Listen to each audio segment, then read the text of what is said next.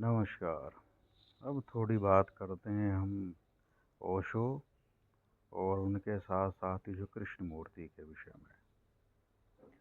पिछली शताब्दी के उत्तरार्ध में ये दोनों लोग काफ़ी फेमस रहे, आज भी फेमस हैं विद्वानों के बीच में और अध्यात्म के साधकों के बीच में। ओशो मुख्यतः विवादों में भी काफ़ी रहे, लेकिन इसके बावजूद ओशो की विद्वता को नकारा नहीं जा सकता है। ओशो ने जो अध्यात्म के विषय में विवेचना, विश्लेषण और विमर्श और समीक्षा रखी है वो बहुत अच्छी रखी है।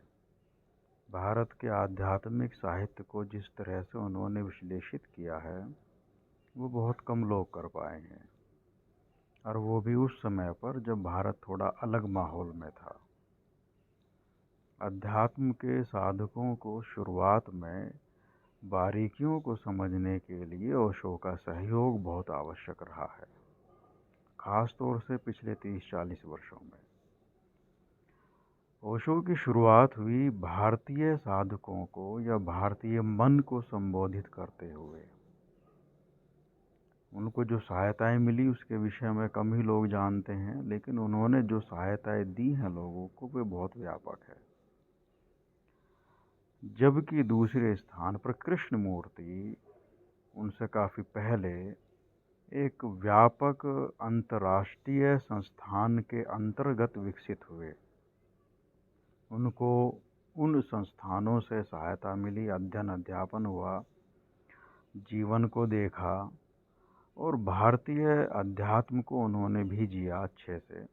बहुत बौद्धिक व्यक्ति थे कृष्णमूर्ति, और उन्होंने अंतर्राष्ट्रीय स्तर पर शुरुआत से ही अध्यात्म के विचार को, चिंतन को अंतर्राष्ट्रीय मंचों पर रखा। दोनों के विचार में काफ़ी भिन्नताएं रही हैं, दोनों कहीं कहीं सहमत भी नहीं हैं, और दोनों के बात करने के तरीके, बात कहने के तरीके काफ़ी अलग अलग हैं। ओशो की समस्या ये थी कि उनको भारतीय मन को संबोधन देना था शुरुआत में, अंतर्राष्ट्रीय स्तर पर तो बाद में गए, और भारतीय मन को अगर संबोधन देना है किसी को, और वो भी भारतीय अध्यात्म में, तो वो बहुत ही जटिल काम हो जाता है, क्योंकि भारतीय मन और अंतर्राष्ट्रीय लोगों के मन में काफ़ी विभेद है। ये हमें समझना होगा। ओशो शुरुआत में समझ गए थे कि भारतीय मन काफ़ी जकड़ा हुआ मन है, तो अध्यात्म को समझने से पहले उसको थोड़ा ढीला करना आवश्यक है। इसलिए ओशो ने जो ध्यान की विधियां दी उनमें सबसे पहले शिथिल होना और रेचन की विधियां उन्होंने दी हैं, जिससे कि मन के जो विकार हैं उनको बाहर निकाला जा सके, ताकि वे बात को समझने के लायक हो सकें, कुछ समय बैठने के लायक हो सकें, सुनने के लायक हो सकें। ध्यान तो बाद की बात है। ओशो की सभी ध्यान विधियां जो कही जाती हैं वे ध्यान विधियां वास्तव में नहीं हैं, वे वास्तव में ध्यान के लिए तैयार करने की विधियां हैं। ध्यान तो उनके बाद आरंभ होता है। बोध के ऊपर भी ओशो ने काफ़ी बोला है, और अन्य चीज़ों पर भी काफ़ी बोला है। कुछ उनके विवादित विषय भी रहे हैं, वो ऊर्जा से संबंधित थे, लोगों को समझने में दिक्कत होती है। दूसरी तरफ कृष्णमूर्ति को इस समस्या का सामना नहीं करना पड़ा। वो शुरुआत से ही लगभग अंतर्राष्ट्रीय स्तर पर थे, और जो वेस्टर्न माइंड है वो उतना जकड़ा हुआ नहीं था जितना कि भारतीय माइंड जकड़ा हुआ है। इसलिए कृष्णमूर्ति उस अंतिम चीज़ को शुरुआत से ही बोल रहे थे जो कि अध्यात्म में प्रगति के लिए आवश्यक होती है। इसलिए उन्होंने पाथलेस पाथ की बात की। पाथलेस पाथ के लिए पहले मन का निर्मल होना आवश्यक है, उस अवस्था को समझने के लिए, उसका विश्लेषण करने के लिए। एक जकड़ा हुआ मन, एक कल्पनाओं से घिरा हुआ मन, और एक धार्मिक चीज़ों में उलझा हुआ मन उन चीज़ों को नहीं समझ सकता है। इसलिए उनको आसानी थी चीज़ों को समझाने के लिए। ओशो के साथ ये समस्या थी कि यहाँ पर चीज़ें आसानी से समझ में आने वाली नहीं थी। जबकि माना यह जाता है कि भारतीय जनमानस अध्यात्म को बखूबी समझता है।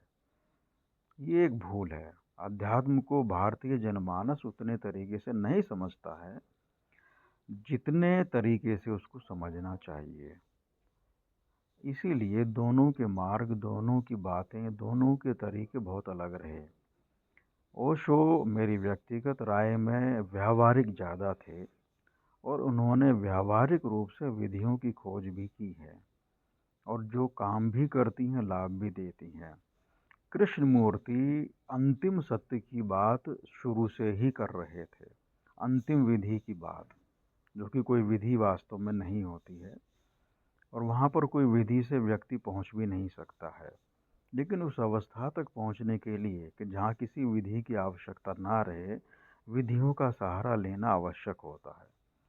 बिरले ही लोग होते हैं जो बिना विधियों के सहारे के अंतिम सत्य तक पहुँचने का सामर्थ्य रखते हैं। इसलिए ओशो इस बात को समझ गए थे कि अंतिम सत्य तक जाने के लिए पहले विधियों का इस्तेमाल करना बहुत आवश्यक है। कृष्णमूर्ति को ये समस्या नहीं थी। हालांकि कृष्णमूर्ति को अपने समय में उनके अंतिम ज्ञान तक पहुंचने से पहले बहुत लोगों की सहायताएं प्राप्त हुई हैं, स्थूल रूप से भी और सूक्ष्म रूप से भी, जैसा कि वर्णन मिलता है किताबों में। और वे आश्चर्यजनक रूप से बाद में ये बात भी कहते थे कि किसी की सहायता की आवश्यकता नहीं है, किसी गुरु की आवश्यकता नहीं है, आपका बोध ही पर्याप्त है। बात सत्य है सैद्धांतिक तौर पर, लेकिन इस अवस्था तक जाने के लिए सहायता की आवश्यकता अवश्य होती है।